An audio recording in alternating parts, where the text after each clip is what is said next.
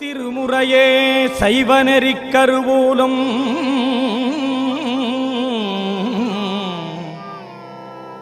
திருமுறையே சைவநெறிக் கருவூலம் தென் தமிழின் தேன்பாகாகும்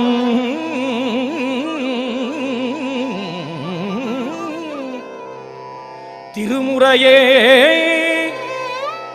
கயிலையின்கண் சிவபெருமான் செவி மடுத்த செந்தமிழ் வேதம்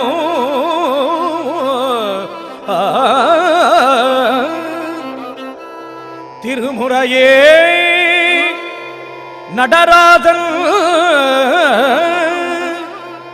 நடராசன் கரம் வருந்த எழுதிய அருள் தெய்வ நூலா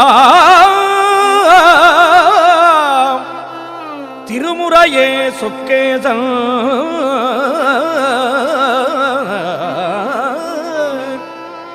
திருமுறையே சொக்கேசன் மதிமலிவாய் மலர்ந்தருளும் சிறப்பிற்றாமா திருமுறையே சைவநெறிக் கருவூலம் திருமுறையே தென் தமிழின் தேன்பாகாகும். அத்தகைய சிறப்பு பெற்ற காரணத்தினால்தான் சேக்கிழார் சுவாமிகள் சொன்னார், நந்தி அருள் பெற்ற நான்மறை யோகி என்று சொன்னார். இத்தகைய சிறப்பு வாய்ந்த திருமூலர் இந்த பூமியிலே அவதரித்திருக்கிறார். இந்த திருத்தலத்திலே ஒவ்வொரு இந்த இந்தியாவை எடுத்துக்கொண்டால் ஒவ்வொரு காலகட்டத்திலும் ஞானிகள், யோகிகள், மகான்கள், சித்தர்கள் எல்லாரும் தோன்றிட்டே இருக்கிறார். அவர்களுடைய தோன்றலுக்கு ஏதாவது ஒரு காரணம் இருந்தார்கள். அவர்களுடைய தோன்றல் நிச்சயமாக ஏதாவது ஒரு காரணத்தை வலியுறுத்துவதாகத்தான் அமையும் என்று நான் நினைக்கிறேன். ஒவ்வொரு சித்தர்களும், ஞானிகளும், யோகிகளும், மகான்களும் இந்த பூமியிலே அவதரித்திருக்கிறார்கள் என்று சொன்னால் ஏதாவது ஒரு விடயம் இல்லாமல் இருந்திருக்க முடியாது. அது என்னவாக இருக்கும் என்கின்ற சிந்தித்த பட்சத்திலே மக்களின் பாதைகளை, பயணங்களை பயனுள்ளதாக மாற்றுவதுதான் அவருடைய வேலையாக இருந்தது. மக்களுடைய பாதைகள், பயணங்கள், அவருடைய வாழ்க்கை முறைகளை நல்ல நெறி கொண்டு செல்வதுதான் அவருடைய பிறப்பினுடைய நோக்கமாக இருந்தது. நமக்கு தெரியும், நம்மளுடைய பிறப்பினுடைய நோக்கம் என்னவென்றே தெரியாமல் பல பேர் இறந்து போயிடும். நம்ம இருக்கிற இந்த ஊர்ல பிறந்தோம், நம்ம மனிதனாக இருக்கு பிறந்தோம் என்பதை தெரியாமலே நாம் போய்விடுகிறோமே. அதனால ஒரு கவிஞன் சொல்லுவான், சுவாசிக்கும் வரைக்கும் சுவாசித்து விட்டு சுவாசிக்க முடியாத போது அதை நிறுத்திவிட்டவர்கள் எல்லாம் வாழ்ந்தவர்கள் என்கின்ற கணக்கிற்கு வர மாட்டார்கள். இருக்கும் தலைமுறைக்கு மட்டுமல்ல, பிறக்கும் தலைமுறைக்கும் எவர் பயன்படுகிறார்களோ அவர்கள் தான் வாழ்ந்தவர்கள் என்கின்ற கணக்கிற்கு வருகிறார்கள் என்று சொல்லுவோம். அப்பேற்பட்டவர்கள் தான் திருமூல நாயனார். அந்த திருமூல நாயனாருடைய பூமியினுடைய வருகை என்ன காரணமாக இருக்க முடியும்? அது அவரே சொல்றார். ஐயாவுடைய நூல்ல அந்த சொல்லாடல் இருந்ததை நான் பார்த்தேன். உங்களுக்கு தெரிந்த செய்திதான். என்னை நன்றாக இறைவன் படைத்தனன், தன்னை நன்றாக தமிழ் செய்யுமாறே. தமிழ் மொழியை பரப்புவதற்காக வாழ்ந்த செய்தி என்று சொன்னால் நிச்சயமாக இருக்க முடியாது. தமிழால் அமைந்த வேதத்தின் கருத்தையும், தமிழால் அமைந்த ஆகமத்தின் கருத்தையும் குறிப்பதுதான் தமிழ் என்று நான் நினைக்கிறேன். நீங்க நாம என்ன சொல்லிட்டு இருக்கோம், தமிழில் அர்ச்சனை, தமிழில் அர்ச்சனை. அதுக்கெல்லாம் பிள்ளையார் சொல்லி போட்டவர் முழு முதலாக இருந்தவர் யார் என்று சொன்னால் திருமூல நாயனார். சைவ ஆகமங்களை தமிழில் படைக்கவே இறைவன் என்னை படைத்தான் என்று பறைசாற்றி வந்தவர் தான் திருமூலர். அதுதான் அவருடைய பிறப்பினுடைய நோக்கமாக நான் கருதுகிறேன். அந்த திருமூலருடைய மந்திர சொல் என்பதைத்தான் அன்றைக்கினிய நண்பர் அவர்கள், மணி அவர்கள் எனக்கு தந்தார். மந்திரம் என்பது வேறு, மொழி என்பது வேறு. நாம் ஒன்றை வெளிப்படையாக பேசினால் அது மொழி. ஒன்றை நான் வெளிப்படையாக பேசுகிறேன் என்று சொன்னால் அது மொழி. மனதிற்குள்ளே நான் தியானித்தால் அது மந்திரம். அப்படி என்றால் திருமந்திரத்தை மனதிற்குள்ளேயே தியானிக்க வேண்டுமா என்று நாம் கையம் இருப்பது. உங்களுக்கு தெரியும், திருக்கோட்டியூர் நம்பி என்பவர் உங்களுக்கு எல்லாம் தெரியும். அவரிடம் பாடம் கேட்பதற்காக அறியக்கூடிய ராமானுஜர் அவருடைய இல்லத்தினுடைய வாசலிலே நிற்கிறார். அவர் சொல்றார், நான் ராமானுஜர் வந்திருக்கிறேன் என்று சொன்னார். நீ செத்து வா என்று அனுப்புகிறார். மீண்டும் வருகிறார். நான் ராமானுஜர் வந்திருக்கிறேன் என்று சொன்னார். அதே வார்த்தையை சொல்லி திருப்பி அனுப்பி 17வது முறை 18வது முறை வருகின்ற பொழுது அடியே வந்திருக்கிறேன் என்று சொன்ன பொழுது உள்ளே அழைத்து அவருக்கு மந்திரத்தை உபதேசித்து, இந்த மந்திரத்தை நீ யாரிடமும் சொல்லக்கூடாது, அப்படி சொன்னால் உனக்கு மிகப்பெரிய சிக்கல் காத்திருக்கிறது என்று சொன்னார். எந்த சிக்கல் வந்தாலும் பரவாயில்லை, இந்த மக்கள் பயனுற வேண்டும் என்று சொன்னால் அவற்றையெல்லாம் தாங்கிக் கொள்ள நான் இருக்கிறேன் என்று சொல்லி கோயிலுடைய விமானத்திலே ஏறி அந்த மந்திரத்தை இந்த மக்கள் பயனடைய வேண்டும் என்று சொன்னவர் அறியக்கூடியார். நான் அதை பார்க்கின்ற பொழுதுதான் எனக்கு என்ன ஞாபகம் வருகிறது என்று சொன்னால், இந்த மந்திரங்களை எல்லாம் இறைவன் எனக்கு தந்திருக்கிறான், இதை நான் மக்களுக்கு கொண்டு செல்ல வேண்டும் என்கின்ற நோக்கத்தில் தான் அவருடைய ஒரே ஒரு பாடல் வரி, யான் பெற்ற இன்பம் பெருக இவ்வையகம். எனக்கு தெரிஞ்சதெல்லாம் இந்த பூமிக்கு தெரிய வேண்டும் என்று சொன்னவர் திருமூலர். இந்த திருமூல நாயனாருடைய மந்திர சொல்லை நான் இரண்டாக பார்க்கிறேன். ஒண்ணு உடல் சார்ந்தது, இன்னொன்னு உள்ளம் சார்ந்தது. ஒருவனுக்கு உடலும் உள்ளமும் சரியாக இருக்கின்ற பட்சத்தில் அவன் எந்த காரியத்தில் வெற்றி பெற முடியும். நமக்கு இன்னைக்கு உடம்பு எப்படி இருக்குது அப்படின்னு நம்ம பார்க்கிறோம்.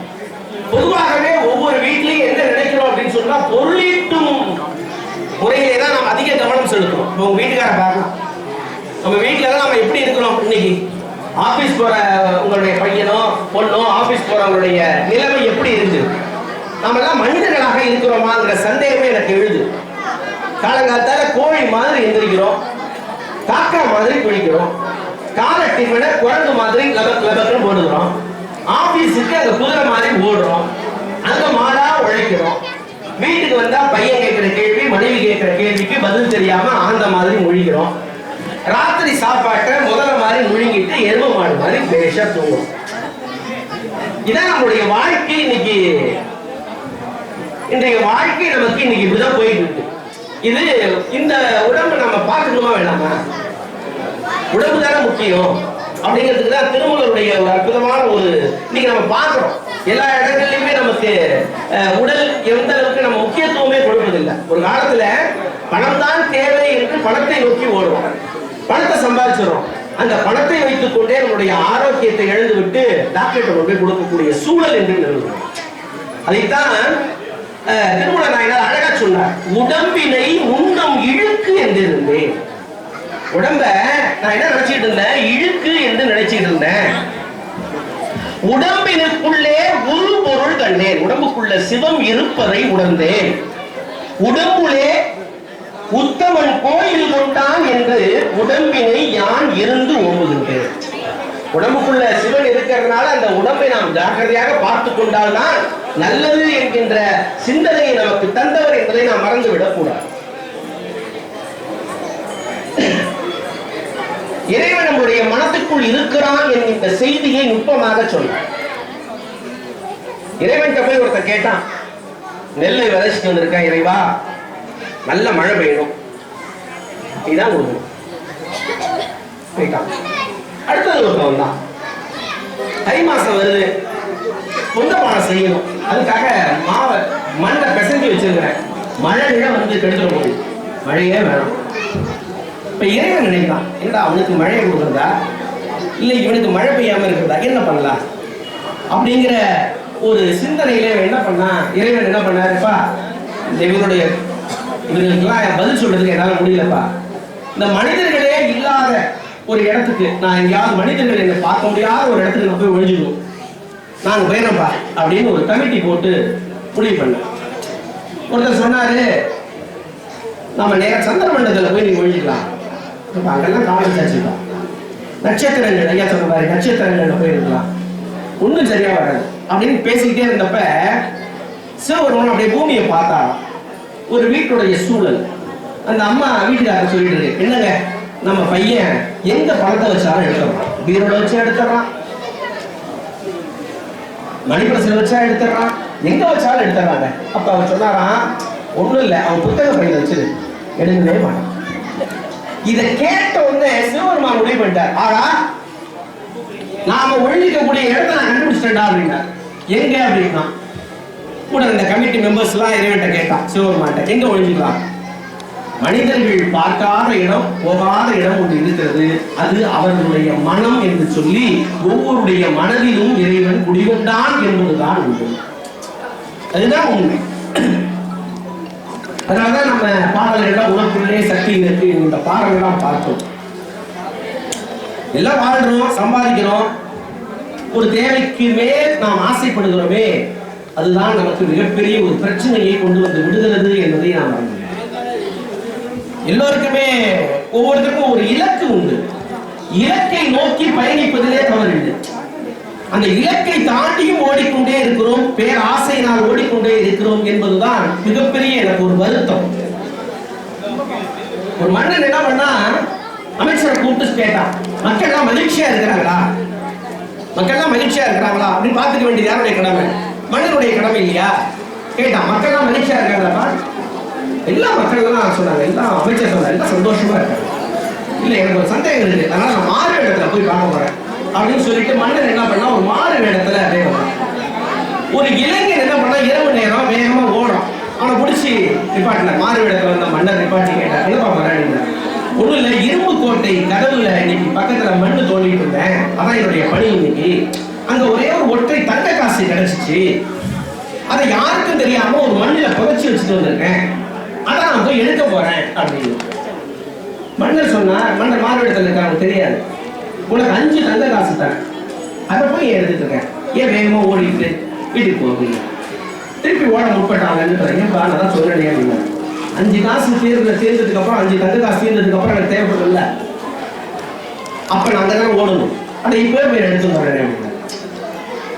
இப்படி பேசுறாங்க.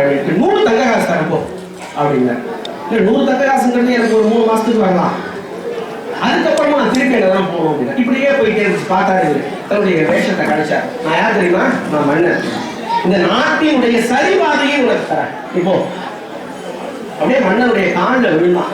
என்ன என்ன மன்னிச்சிருங்க, மன்னன் தெரியாம இவ்வளவு சொல்லிட்டேன், எனக்காக ஒரே ஒரு வேண்டுகோள், இந்த பாதி நாள் தெரியுங்கல்ல, அது அந்த இரும்பு கதவு பக்கமா கொடுத்துட்டீங்கன்னா ரொம்ப சௌரியமா இருக்கும், எப்பயாவது எனக்கு தேவைப்படலாம்ல அப்படின்னு. இந்த ஆசை நாம துரத்துறோமோ இல்லையா, அது நம்மளை துரத்துது, அதான் உண்மை. அந்த ஆசையை விட்டால் ஒழிய நமக்கு மகிழ்ச்சி இல்லை என்பதை திருமூலர் அன்றே சொன்னார். ஆசை அருமின்கள், ஆசை அருமின்கள், ஈசனோடு ஆசை அருமின்கள், ஆசை படபட ஆய்வரும் துன்பங்கள். ஆசை படபட ஆய்வரும் துன்பங்கள், ஆசை விட விட ஆனந்தமாமை என்று சொன்ன அந்த திருமூலருடைய மந்திர சொல்லை நம் மனதில் இருக்க வேண்டாமா? ஒரு இறைவனை போய் பார்த்து கேட்டான், இந்த உலகில் வலிமையான ஆயுதம் எதுன்னு கேட்டான். பழைய படத்துல வரதெல்லாம் நமக்கு தெரியும். இறைவன் சொல்றா, நீனே சொல்லுப்பா, எனக்கு தெரியல, நீ சொல்ல. இந்த உலகில் வலிமையான ஆயுதம் ஒவ்வொன்றா சொல்லிட்டே வரான். இந்த உலக எனக்கு தெரிஞ்சு இந்த உலகில் மிக பெருசா இருக்கிறது மலைகள் தான், அதனால இந்த உலகில் மிகப்பெரியது மலைகள் என்று சொன்னார். உடனே இறைவன் சொன்னார், அந்த மலையை செதுக்கக்கூடிய உளி இரும்பு இருக்கிறதே, அதை நீ மறந்துட்டியா அப்படின்னு கேட்டார். அப்படி என்றால் இந்த உலகில் வலிமையான ஆயுதம் உளி இரும்பு என்று சொன்னார். ஏனப்பா அந்த இரும்பை உருக்கக்கூடிய நெருப்பு என்கின்ற ஒன்று இருக்கிறதே, அதை நீ மறந்து விட்டாயா என்று இறைவன் கேட்டான். அப்படி என்றால் இந்த உலகில் வலிமையான ஆயுதம் நெருப்பு என்று சொன்னார். ஏனப்பா அந்த நெருப்பை அணைக்கக்கூடிய தண்ணீர் என்கின்ற நீர் என்கின்ற ஒன்று இருக்கிறது, அதை நீ மறந்து விட்டாயா என்று இறைவன் கேட்டான். அப்படி என்றால் இந்த உலகில் வலிமையான ஆயுதம் நீர் என்று சொன்னார். ஏனப்பா அந்த நீரை தெரிவிக்கின்ற மேகங்கள் இருக்கிறதே, அதை நீ மறந்து விட்டாயா என்று இறைவன் கேட்டான். அப்படி என்றால் இந்த உலகில் வலிமையான ஆயுதம் மேகமா என்று கேட்டான். மேகங்கள் எல்லாம் ஒன்று திரண்டு வருவதற்கு காரணமாக இருக்கக்கூடிய காற்று என்கின்ற ஒன்று இருக்கிறதே. இப்ப இவன் கடுப்பாயிட்டான், நிறுத்து, நீனே சொல்லு, எனக்கு தெரியல. அப்பதான் இறைவன் சொன்னான், அவனை அழைத்து சொன்னான், இந்த உலகில் வலிமையான ஆயுதம் எது தெரியுமா? இந்த உலகில் வலிமையான ஆயுதம் எது தெரியுமா? ஏழை ஒருவன் சிந்துகின்ற கண்ணீர். உங்களுடைய இதயத்தில் எழுதி வைத்துக் கொள்ளுங்கள். ஏழை ஒருவன் சிந்துகின்ற கண்ணீர் இந்த பூமிக்குள் விழுவதற்குள்ளாக எந்த கரங்கள் தாங்கி பிடிக்கின்றனவோ அந்த கரங்கள் தான் உலகில் வலிமையானவை என்று சொன்னான். இந்த கரங்கள் தான் வலிமையானவை என்று சொன்னான் இறைவன். அதாவது அதனால ஏழைகளுக்கு நாம் ஏதாவது செய்து கொண்டே இருக்க வேண்டும் என்கிறதுக்காக இந்த கோயில்ல எல்லாமே. நமக்கு 2 வித்தியாசம் உண்டு. தானம், பிச்சை அப்படின்னு நம்ம சொல்றோம். பிச்சை என்பது ஒருவர் கேட்டு நாம் கொடுத்தால் அது பிச்சை. ஒருவர் கேட்காமலேயே அவருடைய தேவை அறிந்து நாம் கொடுத்தால் அது தானம். பிச்சை இந்த சமூகத்தினுடைய சாபம், தானம் இந்த சமூகத்தினுடைய வரம். அதைத்தான் திருமூலர் அழகா சொன்னார். இந்த கொடுக்கறது கூட ஒவ்வொருத்தரும் கொடுப்பான், எல்லாருமே கொடுக்குறாங்க. நீங்க போய் இது வேணாலும் போய் கேளுங்க, எல்லாரும் கொடுப்பான், நானும் கொடுப்பேன். ஆனா கொடுப்பதில் கூட நம்மளால யோசிச்சு தாங்க கொடுப்பான். ஒரு லிஸ்டே இருக்குது. சிலர் புண்ணியத்திற்காக கொடுப்பார்கள், சிலர் புகழுக்காக கொடுப்பார்கள், சிலர் பிராயச்சித்தத்திற்காக கொடுப்பார்கள், சிலர் பிரதிபலனுக்காக கொடுப்பார்கள், சிலர் காரியத்திற்காக கொடுப்பார்கள், சிலர் நிர்பந்தத்திற்காக கொடுப்பவர்களும் உண்டு. இந்த உலகில் உயர்ந்த கொடை எது என்று கேட்டால், யார் பெறுகிறார்கள் என்று தெரியாமல் கொடுப்பதுதான் உயர்ந்த கொடை.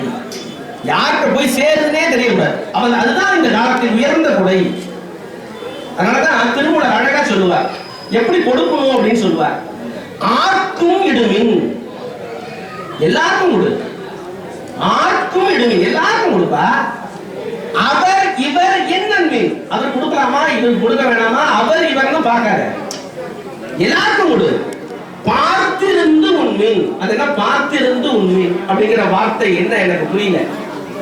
ஒரு முன்னெல்லாம் எங்க தாத்தா, நாங்கெல்லாம் விவசாயம் தான் நம்மெல்லாம். அப்போ ஒரு 3-4 தலைமுறைக்கு முன்னாடி என்ன பண்ணுவாராம், வீட்டு வேலையெல்லாம் முடிச்சுட்டு வீட்டுக்கு வந்தோடனே தலை வாழை இலை போட்டு அம்மா சமைச்சு வச்சிருப்பாங்க பாட்டி. இவர் கை காலெல்லாம் கழுவிட்டு வந்துட்டு நேராக உட்காந்து சாப்பிட மாட்டாரா, நேராக வீட்டு வாசலுக்கு போயிடுவார். போயிட்டு நின்று இந்த முறையிலேருந்து தெரு அந்த கடைசி வரைக்கும் பார்ப்பார். அப்புறம் திரும்பி நின்று இந்த கடைசி வரைக்கும் பார்ப்பார். யாராவது வறியவர் ஒருவர் இருந்தால் அவரை அழைத்து வந்து பக்கத்தில் அமர வைத்து அவர் சாப்பிட்டதுக்கு அப்புறம் சாப்பிட்டதுதான் அவருடைய தலைமுறையா இருந்தது.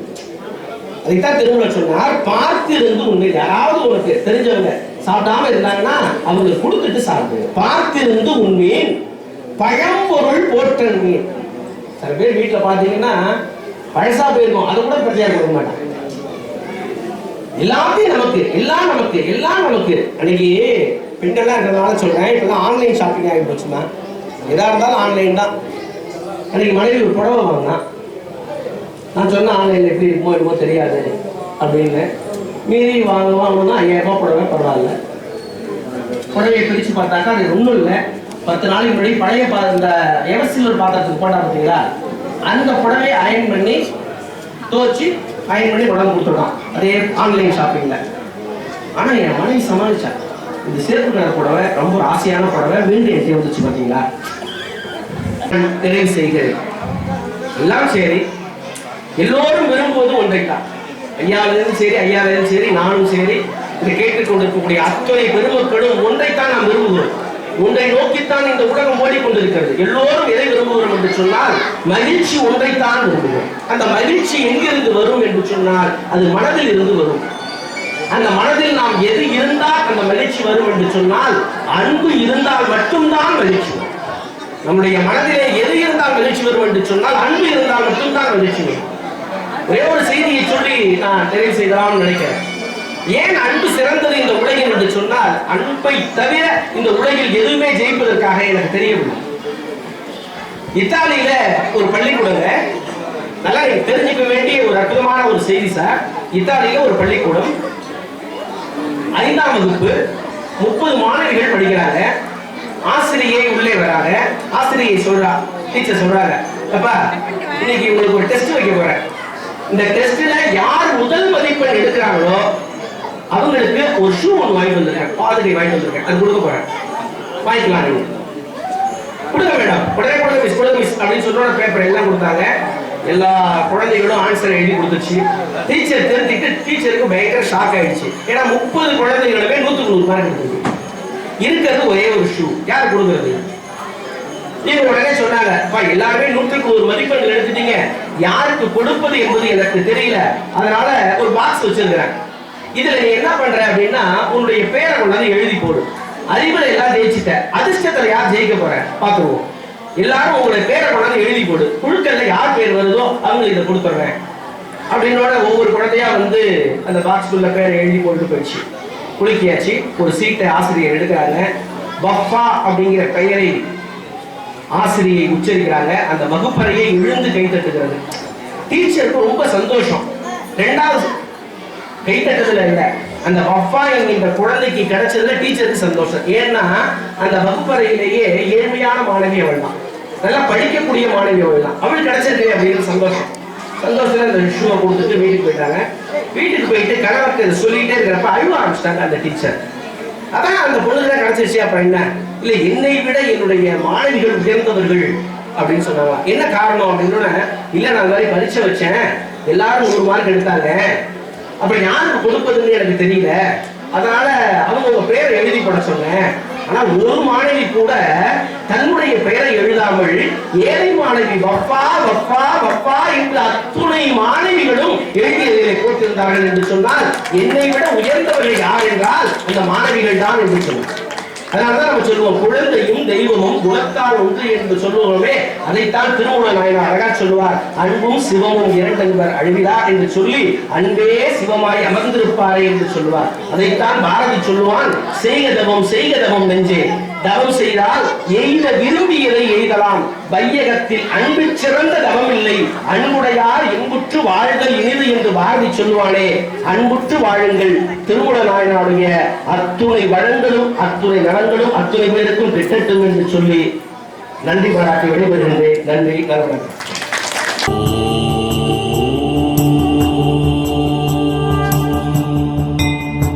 சிவய நமய நம சிவம சிவய நமய நமசி நம சிவய சிவய நமய நம சிவம சிவய நமய நமசி நம சிவய